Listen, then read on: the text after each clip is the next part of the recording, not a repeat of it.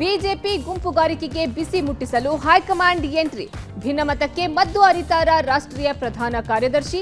ಸದಾನಂದ ಗೌಡರ ನಾಗರಹಾವು ಎರೆಹುಳು ಹೇಳಿಕೆಗೆ ಯತ್ನಾಳ್ ಕೊಟ್ಟ ತಿರುಗೇಟು ಏನು? ನಾನು ನನ್ನ ಮಗ ಜೈಲಿಗೆ ಹೋಗೋ ತಪ್ಪು ಮಾಡಿಲ್ಲ. ಎಚ್ಡಿ ರೇವಣ್ಣಗೆ ಜಿಟಿ ದೇವೇಗೌಡ ಟಾಂಗ್. ಅಬಕಾರಿ ಇಲಾಖೆಯಲ್ಲಿ ಹೆಚ್ಚಾಯ್ತಾ ಕಿಕ್ ಬ್ಯಾಕ್. ಬಿಪಿಎಲ್ ಸಮಸ್ಯೆಗೆ ಮುಕ್ತಿ. ಇವತ್ತಿನಿಂದ ಸಿಗ್ತಾ ಇದೆ ಅಕ್ಕಿ. ಎಲ್ಲವನ್ನ ನೋಡ್ತಾ ಹೋಗೋಣ ಕರ್ನಾಟಕ ಟಾಪ್ 20ಯಲ್ಲಿ. ರಾಜ್ಯ ಬಿಜೆಪಿಯಲ್ಲಿನ ಭಿನ್ನಮತ ಶಮನಕ್ಕೆ ಕೊನೆಗೂ ಹೈಕಮಾಂಡ್ ಎಂಟ್ರಿ ಆಗಿದೆ. ಡಿಸೆಂಬರ್ 3ರಂದು ಬಿಜೆಪಿ ಕೋರ್ ಕಮಿಟಿ ಮೀಟಿಂಗ್ ಕರೆದಿದೆ. ರಾಜ್ಯ ಬಿಜೆಪಿಯಲ್ಲಿನ ಬಣ ರಾಜಕೀಯಕ್ಕೆ ಬ್ರೇಕ್ ಹಾಕಲು ಕೇಂದ್ರದಿಂದ ಒಬ್ಬ ಪ್ರಧಾನ ಕಾರ್ಯದರ್ಶಿಯನ್ನ ಹೈಕಮಾಂಡ್ ಕಳುಹಿಸಿಕೊಟ್ಟಿದೆ. ರಾಷ್ಟ್ರೀಯ ಪ್ರಧಾನ ಕಾರ್ಯದರ್ಶಿ ತರುಣ್ ಚುಂಗ್ ಕೋರ್ ಕಮಿಟಿ ಸಭೆಯಲ್ಲಿ ಭಾಗಿಯಾಗ್ತಿದ್ದಾರೆ. ರಾಜ್ಯ ಬಿಜೆಪಿಯಲ್ಲಿನ ಭಿನ್ನಮತದ ಕುರಿತು ಹೈಕಮಾಂಡ್ಗೆ ವರದಿ ನೀಡಲಿದ್ದಾರೆ. ಇನ್ನು ಬಿಜೆಪಿ ಭಿನ್ನಮತಕ್ಕೆ ಡಿವಿ ಸದಾನಂದ ಗೌಡರು ಆಕ್ರೋಶ ವ್ಯಕ್ತಪಡಿಸಿದ್ದಾರೆ. ಕಾಂಗ್ರೆಸ್ನವರು ಚಿನ್ನದ ಬಟ್ಟಲುಗಳಿಂದ ವಿಷಯಗಳನ್ನ ಕೊಡ್ತಾ ಇದ್ರು, ಅದನ್ನ ನಮ್ಮವರು ತೆಗೆದುಕೊಳ್ಳುವುದಕ್ಕಾಗ್ತಾ ಇಲ್ಲ. ಪಕ್ಷದಲ್ಲಿಯೇ ಎರೆಹುಳು ನಾಗರಹಾವುಗಳಾಗ್ತಿದ್ದಾರೆ ಅಂತ ಕಿಡಿಕಾರಿದ್ದಾರೆ. ಅಲ್ಲದೆ ಹೈಕಮಾಂಡ್ ಮುಲಾಜಿಲ್ಲದೆ ಕ್ರಮ ಕೈಗೊಳ್ಳಬೇಕು ಅಂತ ಒತ್ತಾಯಿಸಿದ್ದಾರೆ. ಮತ್ತೊಂದು ಕಡೆ ಯತ್ನಾಳ್ ವಿರುದ್ಧ ಮಂಡ್ಯದಲ್ಲಿ ಪ್ರೊಟೆಸ್ಟ್ ನಡೆಸಿರುವ ಬಿಜೆಪಿ ಕಾರ್ಯಕರ್ತರು ಕ್ರಮ ಕೈಗೊಳ್ಳುವಂತೆ ಒತ್ತಾಯಿಸಿದ್ದಾರೆ. ಇವತ್ತು ಕರ್ನಾಟಕದ ಕಾಂಗ್ರೆಸ್ನ ಆಡಳಿತ ಬಂಗಾರದ ಬಟ್ಟಲಲ್ಲಿ ಏನು ಇಶ್ಯೂಗಳು ಒಂದು ಪ್ರತಿಪಕ್ಷಕ್ಕೆ ಕೊಟ್ಟರು ಕೂಡ ನಮ್ಮೊಳಗಿನ ಈ ಆಂತರಿಕವಾದಂಥ ಭಿನ್ನಾಭಿಪ್ರಾಯ ಎರೆಹುಳಾಗಿಯೇ ಮಣ್ಣಿನ ಸಂಪತ್ತನ್ನು ಹೆಚ್ಚು ಮಾಡಬೇಕು ಹೊರತು ಎರೆಹುಳ ನಾಗರಹಾವಾಗಲಿಕ್ಕೆ ಪ್ರಯತ್ನ ಮಾಡಬಾರ್ದು. ನಾವು ಮಾತಾಡಕತ್ತಿದ್ದು ವಕಫ್ ಪರವಾಗಿ ಮಾತಾಡಕತ್ತೀವಿ. ಅಷ್ಟೇ ಗಾಬರಿಯಾಗ್ಯಾರ ಸದಾನಂದ ಗೌಡರು. ಅವ್ರು ಭಾಳ ಮಾತಾಡ್ಯಾರ ನಾನು ಮುಂದೆ. ಅದನ್ನು ಬಿಚ್ಚಿಟ್ಟೆ ಅಂದ್ರೆ ಅವ್ರದ್ದೆಲ್ಲ ಬಣ್ಣ ಬಯಲಾಗ್ತದೆ. ಸುಮ್ಮನೆ ಬಾಯಿ ಮುಚ್ಕೊಂಡು ಕುಂಡ್ರದು ಒಳ್ಳೆಯದು. ಸದಾನಂದ ಗೌಡರು ಯಡಿಯೂರಪ್ಪ ಅವ್ರ ಬಗ್ಗೆ, ವಿಜಯೇಂದ್ರ ಬಗ್ಗೆ, ಅವ್ರ ಭ್ರಷ್ಟಾಚಾರದ ಬಗ್ಗೆ ಇಟ್ಟು ಮಾತಾಡ್ಯಾರ. ಜೆಡಿಎಸ್ ನಾಯಕರು ಹಾಗೂ ಜಿಟಿಡಿ ಮಧ್ಯೆ ಜಟಾಪಟಿ ಜೋರಾಗಿದೆ. ನಿನ್ನೆ ಮಾಜಿ ಸಚಿವ ಎಚ್ಡಿ ರೇವಣ್ಣ ನೀಡಿದ ಹೇಳಿಕೆಗೆ ಜಿಟಿ ದೇವೇಗೌಡರು ತಿರುಗೇಟನ್ನು ಕೊಟ್ಟಿದ್ದಾರೆ. ನನ್ನನ್ನು ಬಂಧಿಸಿ ಜೈಲಿಗೆ ಕಳುಹಿಸುವ ಅಪರಾಧ ನಾನೇನೂ ಮಾಡಿಲ್ಲ. ರೇವಣ್ಣ ಯಾಕೆ ಹೀಗೆ ಹೇಳ್ತಾ ಇದ್ದಾರೋ ಗೊತ್ತಿಲ್ಲ. ನಾನು ನನ್ನ ಮಗ ಜೈಲಿಗೆ ಹೋಗುವ ತಪ್ಪನ್ನ ಮಾಡಿಲ್ಲ. ನಮ್ಮ ಮೇಲೆ ಯಾವುದೇ ದೂರುಗಳು ಕೂಡ ಇಲ್ಲ. ಕುಮಾರಸ್ವಾಮಿಗೆ ಕರೆ ಮಾಡಿಸಿ ನಾವು ರಕ್ಷಣೆಯನ್ನು ಕೂಡ ಕೋರಿಲ್ಲ. ಸಿದ್ದರಾಮಯ್ಯ ಸೇಡು ತೀರಿಸಿಕೊಳ್ಳುವ ರಾಜಕೀಯ ಮಾಡಿದ್ದಾರೆ, ಆದರೆ ಬಂಧಿಸುವ ಹಂತಕ್ಕೆ ಹೋಗಿಲ್ಲ. ಗೃಹ ಮಂಡಳಿ ಅಧ್ಯಕ್ಷನಾಗಿದ್ದಾಗ ಅವ್ಯವಹಾರಗಳ ಬಗ್ಗೆ ತನಿಖೆ ಆಗಿತ್ತಷ್ಟೇ. ರೇವಣ್ಣ ಅವರೇ, ನನ್ನ ಕುಟುಂಬವೇ ಬೇರೆ, ನಿಮ್ಮ ಕುಟುಂಬವೇ ಬೇರೆ ಅಂಥೇಳಿ ಮೈಸೂರಿನಲ್ಲಿ ಮಾಜಿ ಸಚಿವ ಜಿಟಿ ದೇವೇಗೌಡರು ವಾಗ್ದಾಳಿಯನ್ನ ನಡೆಸಿದ್ದಾರೆ. ಅವ್ರು ಯಾರು ಕೂಡ ಯಾವುದೇ ತನಿಖೆಗಳಲ್ಲೂ ಕೂಡ ಮಾಡಿಸಿದ್ರು ಕೂಡ ನಾನು ನಿಮ್ಮ ಕೈಲಿ ಫೋನ್ ಮಾಡಿಸಿಲ್ಲ. ಸಿದ್ದರಾಮಯ್ಯನವ್ರು ಗೊತ್ತು, 25 ವರ್ಷ ಅವ್ರ ಜೊತೆ ಇದ್ದೆ. ಕುಮಾರಸ್ವಾಮಿ ಅವ್ರ ಕೈಲಿ ನಾನು ಒಂದೇ ಒಂದು ಫೋನು, ನಾನು ಕಂಪ್ಲೇಂಟ್ ಮಾಡ್ತಾವ್ರು ಕಾಂಗ್ರೆಸ್ನವರು ಅಂತ ಹೆದರಿ ನಾನು ರಕ್ಷಣೆ ಮಾಡಿ ಅಂತ ನಾನು ಯಾವತ್ತೂ ಹೇಳಿಲ್ಲ. ನನ್ನ ಮಗನ್ನು ನನ್ನ ಬಂಧಿಸ್ತಕ್ಕಂಥ ಜೈಲಿಗೆ ಹೋಗ್ತಕ್ಕಂಥ ಅಪರಾಧ ನಾವು ಒಂದೂ ಮಾಡಿಲ್ಲ. ದಯಮಾಡಿ ಕ್ಷಮಿಸಿ ರೇವಣ್ಣವರೇ, ನನ್ನ ಕುಟುಂಬನೇ ಬೇರೆ, ನಾನು ಬೆಳೆದು ಬಂದಿರೋದೇ ಬೇರೆ. ಅಬಕಾರಿ ಇಲಾಖೆ ಭ್ರಷ್ಟಾಚಾರ ದಿನೇ ದಿನೇ ಬಯಲಾಗ್ತಾ ಇದೆ. ಮಂಡ್ಯ ಅಬಕಾರಿ ಇಲಾಖೆಯಲ್ಲಿ ಬಾರ್ ಲೈಸೆನ್ಸ್ಗಾಗಿ 20 ಲಕ್ಷಕ್ಕೆ ಡಿಮ್ಯಾಂಡ್ ಮಾಡಿರೋದಾಗಿ ಕಾಂಗ್ರೆಸ್ ಕಾರ್ಯಕರ್ತನೇ ಲೋಕಾಯುಕ್ತಕ್ಕೆ ದೂರು ನೀಡಿದ್ದಾರೆ. ಅಬಕಾರಿ ಡಿಸಿ ರವಿಶಂಕರ್ ಮದ್ದೂರು ಅಬಕಾರಿ ಇನ್ಸ್ಪೆಕ್ಟರ್ ಶಿವಶಂಕರ್ ವಿರುದ್ಧ ಆಡಿಯೋ ವಿಡಿಯೋ ಸಹಿತ ದೂರು ಸಲ್ಲಿಸಿದ್ದಾನೆ. ದೂರುದಾರ ಪುನೀತ್ ಚಂದೂಪುರ ಗ್ರಾಮದಲ್ಲಿ ಬಾರ್ ಅಂಡ್ ರೆಸ್ಟೋರೆಂಟ್ಗೆ ಅನುಮತಿ ಪಡೆಯಲು ಅರ್ಜಿ ಸಲ್ಲಿಸಿದ್ದ. ಲಂಚ ಕೊಡದೇ ಇದ್ದುದಕ್ಕೆ 4 ಬಾರಿ ಅರ್ಜಿ ವಜಾ ಮಾಡಿದ್ದಾರೆ ಅಂತ ಆರೋಪಿಸಿದ್ದಾರೆ. ಅಧಿಕಾರಿಗಳ ಲಂಚದಾಹಕ್ಕೆ ಬೇಸತ್ತು ಲೋಕಾಯುಕ್ತಕ್ಕೆ ದೂರು ನೀಡಿದ್ದಾರೆ. ಲೋಕಾಯುಕ್ತದಲ್ಲಿ ದೂರು ದಾಖಲಾಗ್ತಾ ಇದ್ದಂತೆ ಮಂಡ್ಯ ಅಬಕಾರಿ ಡಿಸಿ ರವಿಶಂಕರ್ ಲಾಂಗ್ ಲೀವ್ ಮೇಲೆ ತೆರಳಿದ್ದಾರೆ. ಇದು ಮತ್ತಷ್ಟು ಅನುಮಾನಕ್ಕೆ ಕಾರಣವಾಗಿದೆ. ಇನ್ನು ಗೃಹ ಸಚಿವ ಪರಮೇಶ್ವರ್ ಪ್ರತಿಕ್ರಿಯಿಸಿ, ನಮ್ಮ ಇಲಾಖೆಗೆ ಬಂದರೆ ಕ್ರಮ ತಗೋತೀವಿ, ಲೋಕಾಯುಕ್ತಕ್ಕೆ ದೂರು ಕೊಟ್ಟಿರೋದ್ರಿಂದ ಅವರೇ ನೋಡ್ಕೊಳ್ತಾರೆ ಅಂತ ಹೇಳಿದ್ದಾರೆ.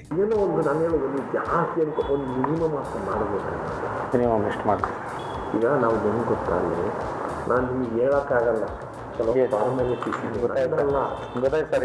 ಆಫೀಸ್ಗೆ ಹೋಗುತ್ತೆ ಸರ್. ಅದು ಶಿವಶಂಕರ್ ಹಾಗೂ ರವಿಶಂಕರ್ ಇಬ್ಬರು ಮಾತಾಡಿದ್ದು ನಾನು ಗಮನಿಸಿದ್ದೀನಿ. ಅಂತಹ ಅಧಿಕಾರಿಗಳ ಮೇಲೆ ಇಮಿಡಿಯೇಟ್ ಕಠಿಣ ಕ್ರಮ ಕೈಗೊಳ್ಳಲಿಕ್ಕೆ ನಾನು ಸೂಚನೆ ನೀಡಿದ್ದೇನೆ. ಇವತ್ತು ಅವ್ರ ಮೇಲೆ ಕ್ರಮ ಕೈಗೊಳ್ಳಿ, ಆನಂತರ ಡಿಪಾರ್ಟ್ಮೆಂಟದ್ದು ಎನ್ಕ್ವೈರಿ ಮಾಡಿ ಅಂತೇಳಿ ಆಲ್ರೆಡಿ ನಾನು ಬರ್ತಾ ರೋಡ್ನಲ್ಲೇ ಅವ್ರಿಗೆ ಕ್ರಮ ಕೈಗೊಳ್ಳಲಿಕ್ಕೆ ತಿಳಿಸಿದ್ದೇನೆ. ರಾಜ್ಯ ಕಾಂಗ್ರೆಸ್ನಲ್ಲಿ ಸಂಪುಟ ಪುನಾರಚನೆಗಿಂತಲೂ ಕೆಪಿಸಿಸಿ ಅಧ್ಯಕ್ಷರ ಬದಲಾವಣೆ ವಿಚಾರ ಚರ್ಚೆ ಆಗ್ತಾ ಇದೆ. ಸಿಎಂ ಡಿಸಿಎಂ ಇಬ್ಬರು ತಮಗೆ ಬೇಕಾದವರಿಗೆ ಕೆಪಿಸಿಸಿ ಪಟ್ಟ ಕೊಡುವಂತೆ ಹೈಕಮಾಂಡ್ ಮುಂದೆ ಫೈಟ್ ಮಾಡ್ತಿದ್ದಾರೆ ಅನ್ನಲಾಗ್ತಾ ಇದೆ. ಕೆಪಿಸಿಸಿ ಅಧ್ಯಕ್ಷರ ಬದಲಾವಣೆ ಚರ್ಚೆ ಆಗ್ತಿದೆ ಅಂತ ಸಚಿವ ದಿನೇಶ್ ಗುಂಡೂರಾವ್ ಸುಳಿವು ನೀಡಿದ್ದಾರೆ. ಸಚಿವ ಸಂಪುಟ ಪುನಾರಚನೆ ಬಗ್ಗೆ ನನಗೆ ಗೊತ್ತಿಲ್ಲ. ಸಿಎಂ ಡಿಸಿಎಂ ಹೈಕಮಾಂಡ್ ಈ ಬಗ್ಗೆ ತೀರ್ಮಾನ ಮಾಡ್ತಾರೆ ಅಂದಿದ್ದಾರೆ. ಡಿಕೆಶಿ ಕೆಪಿಸಿಸಿ ಅಧ್ಯಕ್ಷರಾಗಿ ಒಳ್ಳೆ ಕೆಲಸ ಮಾಡಿ ಪಕ್ಷ ಕಟ್ಟಿದ್ದಾರೆ. ಹಗಲು ರಾತ್ರಿ ಕೆಲಸ ಮಾಡಿ ಪಕ್ಷವನ್ನು ಅಧಿಕಾರಕ್ಕೆ ತಂದಿದ್ದಾರೆ. ಅವರಿಗೆ ಬೇರೆ ಬೇರೆ ಕೆಲಸ ಬಹಳಷ್ಟಿವೆ ಅನ್ನೋ ಮೂಲಕ ಪರೋಕ್ಷವಾಗಿ ಅಧ್ಯಕ್ಷರ ಬದಲಾವಣೆ ಆಗಬೇಕು ಅಂತ ಒತ್ತಾಯಿಸಿದ್ದಾರೆ. ಶಿವಕುಮಾರ್ ಅವರು ಬಹಳ ಒಳ್ಳೆ ಕೆಲಸ ಮಾಡಿ ಅಧ್ಯಕ್ಷರಾಗಿ ನಮ್ಮ ಪಕ್ಷವನ್ನು ಕಟ್ಟಿದ್ದಾರೆ, ಅಧಿಕಾರಕ್ಕೆ ಕೂಡ ತೊಗೊಂಬಂದಿದ್ದಾರೆ ಮತ್ತು ಹಗಲು ರಾತ್ರಿ ಕೆಲಸ ಮಾಡ್ತಾಯಿದ್ದಾರೆ. ಅದ್ರ ಬಗ್ಗೆ ಎರಡು ಮಾತಿಲ್ಲ. ಆದರೆ ಅವ್ರದ್ದು ಕೂಡ ಈಗ ಸುಮಾರು 5 ವರ್ಷಕ್ಕಿಂತ ಹೆಚ್ಚಾಗ್ತಾ ಇದೆ ಅವರು ಅಧ್ಯಕ್ಷರಾಗಿ. ಅವ್ರಿಗೂ ಕೂಡ ಬೇರೆ ಬೇರೆ ಕೆಲಸ ಕಾರ್ಯಗಳು ಬಹಳಷ್ಟು ಇದೆ. ಅದರಿಂದ ಅವರು ಮುಂದುವರೆದರೂ ನಮಗೇನು ಸಮಸ್ಯೆ ಇಲ್ಲ. ಆದರೆ ಯಾರಾದೊಬ್ಬರು ಪೂರ್ತಿ ಅವಧಿ ಅವ್ರು ಪೂರ್ತಿಯಾದಂಥ ಸಮಯ ಅಧ್ಯಕ್ಷರಿಗೆ ಕೊಟ್ಟು ಕೆಲಸ ಮಾಡ್ತಕ್ಕಂಥದ್ದು ಮಾಡೋದು ಕೂಡ ಅದು ಕೂಡ ತಪ್ಪಲ್ಲ. ಅದನ್ನು ಯಾವ ರೀತಿಯಾಗಿ ತೀರ್ಮಾನ ಆಗುತ್ತೆ ನೋಡೋಣ. ರಾಜ್ಯಾದ್ಯಂತ ಬಿಪಿಎಲ್ ಕಾರ್ಡ್ದಾರರ ಸಮಸ್ಯೆ ಬಗೆಹರಿದಿದ್ದು ಅಕ್ಕಿ ಸಿಗದೆ ಪರದಾಡಿದ್ದ ಜನ ಸ್ವಲ್ಪ ನಿರಾಳರಾಗಿದ್ದಾರೆ. ಇಂದಿನಿಂದ ಅರ್ಹ ಬಿಪಿಎಲ್ ಕಾರ್ಡ್ದಾರರಿಗೆ ಅಕ್ಕಿ ಪೂರೈಸಲಾಗ್ತಾ ಇದೆ. ರದ್ದಾದ ಕಾರ್ಡ್ಗಳನ್ನು ಮೂಲ ಸ್ಥಾನಕ್ಕೆ ತರುವ ಪ್ರಕ್ರಿಯೆ ಮುಗಿದಿದೆ. 3.62 ಲಕ್ಷ ಕಾರ್ಡ್ಗಳನ್ನು ಮೂಲ ಸ್ಥಾನಕ್ಕೆ ತಂದು ಆಕ್ಟಿವೇಟ್ ಮಾಡಿದ್ದಾರೆ. 25ನೇ ತಾರೀಖಿನ ಒಳಗಡೆ ಅಮಾನತ್ತಾಗಿರುವ ಕಾರ್ಡ್ಗಳನ್ನು ಮೂಲ ಸ್ಥಾನಕ್ಕೆ ತನ್ನಿ ಅಂತ ಸಚಿವ ಮುನಿಯಪ್ಪ ಆದೇಶ ಮಾಡಿದರು. ಸಚಿವರ ಆದೇಶದಂತೆ ಅಧಿಕಾರಿಗಳು ಎಪಿಎಲ್ಗೆ ಶಿಫ್ಟ್ ಆಗಿದ್ದ ಕಾರ್ಡ್ಗಳನ್ನು ಬಿಪಿಎಲ್ಗೆ ಶಿಫ್ಟ್ ಮಾಡಿದ್ದಾರೆ. ಕಳೆದ 6 ತಿಂಗಳಿನಿಂದ ಅಕ್ಕಿ ಪಡಿತಾ ಇದ್ದವರಿಗೆ ಮೊದಲು ಅಕ್ಕಿಯನ್ನು ನೀಡಲಾಗ್ತಾ ಇದೆ. ಆದಾಯ ತೆರಿಗೆ ಪಾವತಿದಾರರು ಸರ್ಕಾರಿ ನೌಕರರಲ್ಲ ಅನ್ನೋದನ್ನು ಖಚಿತಪಡಿಸಿಕೊಂಡು ಅಕ್ಕಿ ವಿತರಣೆಗೆ ಗ್ರೀನ್ ಸಿಗ್ನಲ್ ಸಿಕ್ಕಿದೆ. ಆಹಾರ ಇಲಾಖೆಯಿಂದ ಅಕ್ಕಿ ವಿತರಣೆಗೆ ಸೂಚನೆ ಸಿಕ್ಕ ಹಿನ್ನೆಲೆಯಲ್ಲಿ ನ್ಯಾಯಬೆಲೆ ಅಂಗಡಿಗಳಲ್ಲಿ ರಾಜ್ಯಾದ್ಯಂತ ಪಡಿತರ ವಿತರಣೆ ಮಾಡಲಾಗ್ತಾ ಇದೆ. ಬಿಪಿಎಲ್ ಕಾರ್ಡ್ದಾರರಿಗಿದ್ದಂಥ ಸಮಸ್ಯೆಯನ್ನು ಬಗೆಹರಿಸಿ ಅಕ್ಕಿ ವಿತರಣೆ ಮಾಡಲಿಕ್ಕೆ ಆಹಾರ ಇಲಾಖೆ ಅನುವನ್ನು ಮಾಡಿಕೊಂಡಿರುವಂಥದ್ದು. ಇವತ್ತಿಂದ ಯಾರಿಗೆ ಅಕ್ಕಿ ಸಿಕ್ಕಿರಲಿಲ್ಲ, ಸಮಸ್ಯೆ ಆಗಿತ್ತು, ಅಂಥವರು ನ್ಯಾಯಬೆಲೆ ಅಂಗಡಿಗಳಿಗೆ ಹೋದರೆ ಅಕ್ಕಿಯನ್ನು ತೆಗೆದುಕೊಳ್ಬೋದಾಗಿದೆ. ಅಕ್ಕಿ ಸಿಗ್ತಾ ಇದೆಯಾ ಇಲ್ವಾ ಅಂತೇಳಿ ಪಬ್ಲಿಕ್ ಟಿವಿ ಒಂದು ರಿಯಾಲಿಟಿ ಚೆಕ್ ಮಾಡ್ತಾ ಇದೆ. ನಾನು ಲಗ್ಗೆರೆಯ LG ರಾಮಣ್ಣ ಬಡಾವಣೆಯಲ್ಲಿದ್ದೀನಿ. ಇಲ್ಲಿ ಜನ ಈಗಾಗಲೇ ನ್ಯಾಯಬೆಲೆ ಅಂಗಡಿಗೆ ಬಂದು ಅಕ್ಕಿಯನ್ನು ತೆಗೆದುಕೊಳ್ಳೋದಕ್ಕೆ ಮುಂದಾಗ್ತಾ ಇದ್ದಾರೆ. ತಾವು ಗಮನಿಸ್ತಾ ಹೋಗ್ತಾ ಇದ್ದೀರಾ, ಸಾಲುಗಟ್ಟಿ ನಿಂತಿರುವಂಥದ್ದು. ಬೆಳಗ್ಗೆಯಿಂದನೂ ಕೂಡ ಅಕ್ಕಿಯನ್ನು ತೆಗೆದುಕೊಳ್ಬೇಕು ಅಂತೇಳಿ ಇಲ್ಲಿನ ನಿವಾಸಿಗಳು ಬಂದಿದ್ದಾರೆ. ಆರ್ಥಿಕ ಸಂಕಷ್ಟದಲ್ಲಿರುವ ಬಿಎಂಟಿಸಿ ಆದಾಯವನ್ನು ಹೆಚ್ಚಿಸಿಕೊಳ್ಳಲು ಜಾಹೀರಾತಿನ ಮೊರೆ ಹೋಗಿದೆ. ಇಷ್ಟು ದಿನ ಬಸ್ಗಳ ಹಿಂಭಾಗದಲ್ಲಿ ಮಾತ್ರ ಜಾಹೀರಾತು ಪ್ರದರ್ಶನಕ್ಕೆ ಅವಕಾಶ ಇತ್ತು. ಇದೀಗ ಬಸ್ಗಳ ಮುಂದಿನ ಮತ್ತು ಹಿಂಭಾಗದ ಗಾಜುಗಳನ್ನು ಹೊರತುಪಡಿಸಿ ಸಂಪೂರ್ಣ ಜಾಹೀರಾತು ಪ್ರದರ್ಶಿಸಲು ಮುಂದಾಗಿದೆ. 6,000ಕ್ಕೂ ಹೆಚ್ಚಿನ ಬಸ್ಗಳ ಪೈಕಿ 3,000 ಹವಾನಿಯಂತ್ರಿತವಲ್ಲದ ಬಸ್ಗಳಲ್ಲಿ ಜಾಹೀರಾತು ಪ್ರದರ್ಶನಕ್ಕೆ ಮುಂದಾಗಿದ್ದು, ಈ ಮೂಲಕ ತಮ್ಮ ಆದಾಯ ಹೆಚ್ಚಿಸಲು ಬಿಎಂಟಿಸಿ ಪ್ಲಾನ್ ಮಾಡಿಕೊಂಡಿದೆ. ಇದರಿಂದ ನಿಗಮಕ್ಕೆ ಮಾಸಿಕವಾಗಿ 30 ಲಕ್ಷಕ್ಕೂ ಹೆಚ್ಚಿನ ಆದಾಯ ಹೊಂದುವ ನಿರೀಕ್ಷೆ ಇದೆ. ಅತ್ತ ಮೆಜೆಸ್ಟಿಕ್ನ ಬಿಎಂಟಿಸಿ ಬಸ್ ನಿಲ್ದಾಣದ ಮುಂದಿನ ರಸ್ತೆ ಕಾಮಗಾರಿ ಹಿನ್ನೆಲೆಯಲ್ಲಿ ಸರಿಯಾದ ಸಮಯಕ್ಕೆ ಬಸ್ ಹೊರಡಲಿಕ್ಕೆ ಅನುಕೂಲವಾಗ್ತಿಲ್ಲ. ಹೀಗಾಗಿ ಬಿಎಂಟಿಸಿ ಬಸ್ ಸಂಚಾರದ ಸಮಯದಲ್ಲಿ ವ್ಯತ್ಯಯವಾಗ್ತಿದೆ. ಪ್ರಯಾಣಿಕರು ಸಹಕರಿಸುವಂತೆ ಬಿಎಂಟಿಸಿ ಮನವಿ ಮಾಡಿಕೊಂಡಿದೆ. ಸಿಎಂ ಸಿದ್ದರಾಮಯ್ಯ ವಿರುದ್ಧದ ಮೂಡಾ ಪ್ರಕರಣದ ಲೋಕಾಯುಕ್ತ ತನಿಖೆ ಇನ್ನೇನು ಅಂತ್ಯಗೊಳ್ಳಲಿದೆ.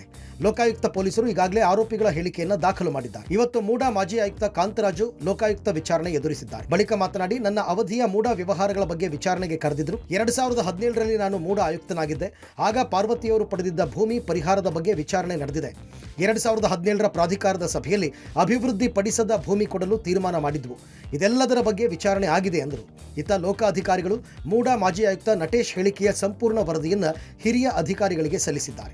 ಮೂಡಾದ ಒಂದು ಪ್ರಕರಣಕ್ಕೆ ಸಂಬಂಧಿಸಿದಂತೆ ನಾನು ನಮ್ಮ ಕಡತದಲ್ಲಿ ಏನಿದೆ ವಿಚಾರಗಳು ಅದನ್ನು ನಾನು ಮಾನ್ಯ ವಿಚಾರಣಾ ಒಂದು ತನಿಖಾಧಿಕಾರಿಗಳ ಮುಂದೆ ಮಂಡಿಸಿದ್ದೇನೆ. ಹೆಚ್ಚಿನ ವಿಚಾರಗಳು ಕಡತದಲ್ಲಿ ಏನಿದೆ ಅಷ್ಟು ವಿಚಾರಗಳನ್ನು ಪ್ರಸ್ತಾಪ ಮಾಡಿ ಹೇಳಿದ್ದೇವೆ.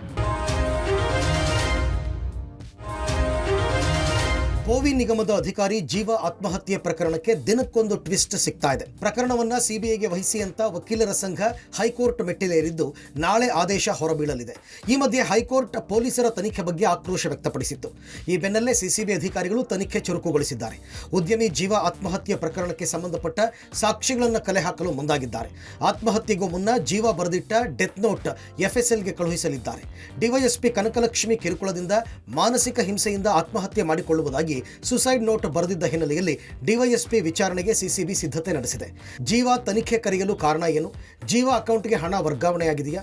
ಎಷ್ಟು ಬಾರಿ ಪ್ರಕರಣಕ್ಕೆ ಸಂಬಂಧಪಟ್ಟ ಹಾಗೆ ಸಿಐಡಿಯಲ್ಲಿ ತನಿಖೆಯನ್ನು ಎದುರಿಸಿದ್ದಾರೆ?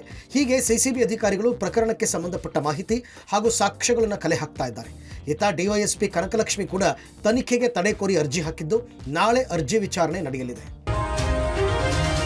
ಪರಪ್ಪನ ಅಗ್ರಹಾರ ಜೈಲಿನಲ್ಲಿ ದರ್ಶನ್ಗೆ ರಾಜಾತಿಥ್ಯ ಪ್ರಕರಣದಲ್ಲಿ ಕೆಲವು ಜೈಲು ಅಧಿಕಾರಿಗಳಿಗೆ ಸಂಕಷ್ಟ ಎದುರಾಗಿದೆ. ಹಣದ ಆಸೆಗಾಗಿ ಅಕ್ರಮ ಎಸಗಿದ್ದ ಅಧಿಕಾರಿಗಳಿಗೆ ಈಗ ಕಾನೂನು ಸಂಕಷ್ಟ ಎದುರಾಗಿದೆ. ಜೈಲಿನಲ್ಲಿ ಖೈದಿಗಳಿಗೆ ಫೋನ್ ಅಷ್ಟೇ ಸಪ್ಲೈ ಆಗ್ತಿರಲಿಲ್ಲ, ಗಾಂಜಾ, ಆಶ್ ಆಯಿಲ್, ಡ್ರಗ್ಸ್ ಕೂಡ ಸಪ್ಲೈ ಆಗ್ತಾ ಇತ್ತು. ಇವೆಲ್ಲ ವಸ್ತು ಪೂರೈಕೆ ಮಾಡ್ತಾ ಇದ್ದವರಲ್ಲಿ ಜೈಲು ಅಧಿಕಾರಿಗಳು ಶಾಮೀಲಾಗಿರೋದು ತನಿಖೆಯಲ್ಲಿ ದೃಢವಾಗಿದೆ. ಈ ಪ್ರಕರಣದಲ್ಲಿ 6 ಜನ ಡಿವೈಎಸ್ಪಿ, 13 ಜೈಲರ್ಗಳು, ವಾರ್ಡನ್ಸ್ ಹಾಗೂ 2 ಡಾಕ್ಟರ್ಸ್, ನರ್ಸ್ಗಳು ಶಾಮೀಲಾಗಿದ್ದಾರೆ ಎಂಬ ಮಾಹಿತಿ ಲಭ್ಯವಾಗಿದೆ. ಇವರ ಮೇಲೆ ಪ್ರಾಸಿಕ್ಯೂಷನ್ಗೆ ಅನುಮತಿ ಕೋರಿ ಗೃಹ ಇಲಾಖೆಗೆ ಮನವಿ ಮಾಡಲಾಗಿದೆ. ಪ್ರಾಸಿಕ್ಯೂಷನ್ ಅನುಮತಿಗಾಗಿ ಪೊಲೀಸರು ಕಾಯ್ತಾ ಇದ್ದಾರೆ. ಪ್ರಾಸಿಕ್ಯೂಷನ್ಗೆ ಅನುಮತಿ ಸಿಗುತ್ತಾ ಇದ್ದಂತೆ ಜೈಲು ಅಧಿಕಾರಿಗಳಿಗೂ ತನಿಖೆಯ ಬಿಸಿ ಶುರುವಾಗಲಿದೆ. ಪ್ರೀತಿಸಿ ಮದುವೆಯಾಗಿದ್ದಕ್ಕೆ ಯುವತಿ ಪೋಷಕರೇ ವ್ಯಕ್ತಿಯನ್ನ ಕೊಲೆ ಮಾಡಿದ ಪ್ರಕರಣಕ್ಕೆ ಟ್ವಿಸ್ಟ್ ಸಿಕ್ಕಿದೆ. ಚಿತ್ರದುರ್ಗ ತಾಲೂಕಿನ ಕೋಣನೂರು ಗ್ರಾಮದಲ್ಲಿ 40 ವರ್ಷದ ಮಂಜುನಾಥ್ ನಿನ್ನೆ ಕೊಲೆಯಾಗಿದ್ದ. ಹತ್ಯೆಯಾದ ಬೆನ್ನಲ್ಲೇ ಮಂಜುನಾಥ್ ಹಾಗೂ ರಕ್ಷಿತಾ ಫೋನ್ ಆಡಿಯೋ ಭಾರಿ ವೈರಲ್ ಆಗಿದೆ. ನನಗ್ ನೀನೇ ಬೇಕು ಅಂತ ಹೇಳಿ ರಕ್ಷಿತಾ ಪರಿಪರಿಯಾಗಿ ಕೇಳಿದ್ದಾಳೆ. ನಾನು ನಿನಗೆ ಸಿಗಲ್ಲ, ನಾನು ಅನುಭವಿಸಿರೋದೇ ಸಾಕು, ನನ್ನ ಕೇಸ್ ಇನ್ನೂ ಕೋರ್ಟ್ನಲ್ಲಿದೆ, ಮನೆಯವರು ತೋರಿಸಿದವ್ರ ಜೊತೆಗೆ ಮದುವೆ ಆಗು ಅಂತ ಹೇಳಿ ಮಂಜುನಾಥ್ ಕೇಳ್ಕೊಂಡಿದ್ದಾನೆ. ನೀನಿಲ್ಲ ಅಂದ್ರೆ ನಾನು ಬದುಕಿರಲ್ಲ, ಆತ್ಮಹತ್ಯೆ ಮಾಡ್ಕೊಳ್ತೀನಿ ಅಂತ ಹೇಳಿ ರಕ್ಷಿತಾ ಕಣ್ಣೀರ್ ಹಾಕಿದಾಳೆ. ಇದಾದ ನಂತರವೇ ಇಬ್ಬರು ಮದುವೆಯಾಗಿದ್ದು ಈಗ ಮಂಜುನಾಥ್ ಹತ್ಯೆಯಾಗಿದ್ದಾನೆ. ಈ ಆಡಿಯೋ ಈಗ ಭಾರಿ ವೈರಲ್ ಆಗಿದೆ. ನನಗ್ ನೀನ್ ಬೇಕಾ? ಸಿಗಲ್ಲ ನಿನಗೆ. ಯಾಕೆ ಸಿಗಲ್ಲ? ನನಗ್ ನೀನ್ ಬೇಕು. ಸರಿನಮ್ಮ, ನೀನೇ ಬೇಕು ಅಂತಿದೀಯಾ? ಏನ್ ಮಾಡ್ಲಿ ನನಗೆ? ಕರ್ಕೊಂಡ್ ಹೋಗ್ಬಾ, ನನ್ಗೆ ಇಲ್ಲಿ ಇರಾಕ್ ಆಗ್ತಿದೆ. ಇಲ್ಲಲ್ಲೇ ಕ್ಷಣ ಇರಕ್ಕಾಗಲ್ಲ, ಬಾ ಹೋಗೋಣ. ನಾನು ಅನ್ಭವಿಸಿರೋದೇ ಸಾಕು, ಇನ್ನೂ ನಂದು ಇನ್ನೂ ಜೈಲಲ್ಲಿ ಐತಿ ಕೇಸ್. ನೀನ್ ಇಲ್ಲ ಅಂದ್ರೆ ದೇವ್ರ ಹಣಕ್ಕೆ ನಮ್ಗೆ ಗೊತ್ತಿರೋ ಜನಿದ್ದಾರೆ, ನಾನ್ ನೋಡಿದ್ರೆ ಇರೋದು. ಏನ್ ಮಾತಾಡ್ ಮಾಡ್ಲಿ, ಬಾ, ನಾನ್ ಇದೀನಿ. ಸತ್ತೋಗ್ಬಿಡ್ತೀನಿ, ಏನಾರ ಕೊಡ್ತೀನಿ. ಆ ತರ ಎಲ್ಲ ಮಾಡಕ್ ಹೋಗ್ಬೇಡ ಮತ್ತೆ. ಕುಂದಾನಗರಿ ಬೆಳಗಾವಿಯಲ್ಲಿ ಬೆಚ್ಚಿ ಬೀಳಿಸುವ ಘಟನೆಯೊಂದು ನಡೆದಿದೆ. ಪ್ರೀತಿ ವಿಚಾರಕ್ಕೆ ಖಾಸಗಿ ಆಸ್ಪತ್ರೆಯೊಂದರಲ್ಲಿ ದುಷ್ಕರ್ಮಿ ಒಬ್ಬ ನರ್ಸ್ ಮೇಲೆ ಮಾರಣಾಂತಿಕ ಹಲ್ಲೆ ನಡೆಸಿದ್ದಾನೆ. ಅದೃಷ್ಟವಶಾತ್ ನರ್ಸ್ ಪ್ರಾಣಾಪಾಯದಿಂದ ಬಚಾವಾಗಿದ್ದಾರೆ. 10ನೇ ತರಗತಿಯಿಂದ ಪ್ರಕಾಶ್ ಜಾಧವ್ ಯುವತಿಯನ್ನ ಪ್ರೀತಿಸುತ್ತಿದ್ದ. ಪ್ರೀತಿ ನಿರಾಕರಿಸಿದ್ದಕ್ಕೆ ಮಚ್ಚಿನಿಂದ ಹಲ್ಲೆಗೆ ಮುಂದಾಗಿದ್ದಾನೆ. ಆಸ್ಪತ್ರೆಯ ಕೌಂಟರ್ ಬಳಿಯೇ ಬಂದು ಮಚ್ಚನ್ನ ಬೀಸಿದ್ದಾನೆ. ವಿಚಾರ ತಿಳಿತಾ ಇದ್ದಂತೆ ಆಸ್ಪತ್ರೆಗೆ ದೌಡಾಯಿಸಿದ ಪೊಲೀಸರು ಪ್ರಕಾಶ್ಗೆ ಸ್ಥಳದಲ್ಲಿಯೇ ಹೊಡೆದು ಠಾಣೆಗೆ ಕರೆದುಕೊಂಡು ಹೋಗಿದ್ರು. ಹಲ್ಲೆಯ ದೃಶ್ಯ ಸಿಸಿಟಿವಿಯಲ್ಲಿ ಸೆರೆಯಾಗಿದೆ. ಇನ್ನು ಪಬ್ಲಿಕ್ ಟಿವಿ ವರದಿ ಬೆನ್ನಲ್ಲೇ Belagavi police commissioner full alert ಆಗಿದ್ದಾರೆ. ಇನ್ನು ಜೀವ ಭಯದಲ್ಲಿರುವ ನರ್ಸ್ ಕುಟುಂಬಕ್ಕೆ ರಕ್ಷಣೆ ಕೊಡುವುದಾಗಿ ಕಮಿಷನರ್ ಮಾರ್ಟಿನ್ ಭರವಸೆಯನ್ನ ಕೊಟ್ಟಿದ್ದಾರೆ. ತಿಂಗಳು ಅದು ಆಗಿದೆ. ಆ ಪ್ರಕಾರ ಕೂಡ ಆಲ್ರೆಡಿ ಖರೆ ಬಜಾರ್ ಸ್ಟೇಷನ್ ಅಲ್ಲಿ ಕೇಸ್ ರಿಜಿಸ್ಟರ್ ಆಗಿದೆ. ಸೊ ಅದರಲ್ಲಿ ನಾವು ಆಲ್ರೆಡಿ ಅರೆಸ್ಟ್ ಮಾಡಿದ್ವಿ. ಅವರ ಮೇಲೆ ನಾವು ಅಂದ್ರೆ RP ಮೇಲೆ ನಾವು ಆಕ್ಷನ್ ತಗೊಂಡಿದ್ವಿ. ಆರು ಉದ್ದೇಶ ಏನಿದೆ ಅದು ನನಗೆ ಗೊತ್ತಿಲ್ಲ. ಆದರೆ ಲೇಡಿ ಅಂದರೆ ಹುಡುಗಿ ಮೇಲೆ ಬಹುಶಃ ಯಾವುದು ಥ್ರೆಟ್ ಇದೆ, ಅದು ಯಾವಾಗಲೂ ನಮ್ಮ ಕಡೆಯಿಂದ ನಾವು ಅವ್ರಿಗೆ ನಾವು ಪ್ರೊಟೆಕ್ಷನ್ ಕೊಡ್ತೀವಿ. ನಾವು 100% ನಾವು ಸೆಕ್ಯೂರಿಟಿ ಕೊಡ್ತೀವಿ, ನಾವು ಇನ್ಶೂರ್ ಮಾಡ್ತೀವಿ, ಅವ್ರಿಗೆ ಏನೂ ಆಗಲ್ಲ. ದೆಹಲಿಯ ಶ್ರದ್ಧಾ ವಾಕರ್, ಬೆಂಗಳೂರಿನ ಮಹಾಲಕ್ಷ್ಮಿ ಹತ್ಯೆ ಮಾದರಿಯಲ್ಲಿ ಜಾರ್ಖಂಡ್ನಲ್ಲೂ ಭೀಕರ ಕೊಲೆ ಬೆಳಕಿಗೆ ಬಂದಿದೆ. ನರೇಶ್ ಭೇಂಗ್ರಾ ಎಂಬಾತ ತನ್ನೊಟ್ಟಿಗೆ ಲಿವ್ ಇನ್ ರಿಲೇಶನ್ಶಿಪ್ನಲ್ಲಿದ್ದ ಗಂಗಿ ಕುಮಾರಿ ಎಂಬಾಕೆಯನ್ನು ಕೊಂದು ಬರೋಬ್ಬರಿ 40 ಪೀಸ್ ಮಾಡಿ ಕುಂತಿ ಅರಣ್ಯ ಪ್ರದೇಶದಲ್ಲಿ ಬಿಸಾಡಿದ್ದಾನೆ. ಕೊಲೆಗಾರ ನರೇಶ್ನನ್ನ ಜರಿಯಾಗಢ್ ಪೊಲೀಸರು ಬಂಧಿಸಿದ್ದಾರೆ. ತಮಿಳುನಾಡಿನ ಮಾಂಸದಂಗಡಿಯಲ್ಲಿ ಕೆಲಸ ಮಾಡ್ತಾ ಇದ್ದ 25 ವರ್ಷದ ನರೇಶ್ ಗಂಗಿ ಕುಮಾರಿ ಜೊತೆ 2 ವರ್ಷಗಳಿಂದ ಲಿವ್ ಇನ್ ಸಂಬಂಧದಲ್ಲಿದ್ದ. ಈ ಮಧ್ಯೆ ಕುಂತಿಯಲ್ಲಿ ಇನ್ನೊಬ್ಬಳನ್ನ ಮದುವೆಯಾಗಿದ್ದ. ಮನೆಗೆ ಕರ್ಕೊಂಡು ಹೋಗುವಂತೆ ಗಂಗಿ ಪಟ್ಟು ಹಿಡಿದಿದ್ದಾಳೆ. ಮದುವೆ ವಿಷಯ ಬಹಿರಂಗ ಆಗುತ್ತೆ ಅಂತ ಹೆದರಿ ಆತ ನಿರಾಕರಿಸಿದ್ದಾನೆ. ಈ ವೇಳೆ ಗಂಗಿ ಕೊಟ್ಟ ಹಣ ವಾಪಸ್ ಕೊಡುವಂತೆ ಕೇಳಿದಾಗ ಜಗಳವಾಗಿದೆ.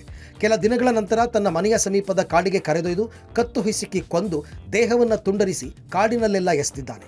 ನಾಯಿಯೊಂದು ಶವದ ಪೀಸ್ ಹೊತ್ತೊಯ್ಯುವಾಗ ಘಟನೆ ಬೆಳಕಿಗೆ ಬಂದಿದೆ. ಪೊಲೀಸರು ಯುವತಿಯ ಆಧಾರ್ ಕಾರ್ಡ್, ಬ್ಯಾಗ್ ಆಧರಿಸಿ ಕೊಲೆಗಾರ ನರೇಶ್ ಭೇಂಗ್ರಾನನ್ನ ಬಂಧಿಸಿದ್ದಾರೆ.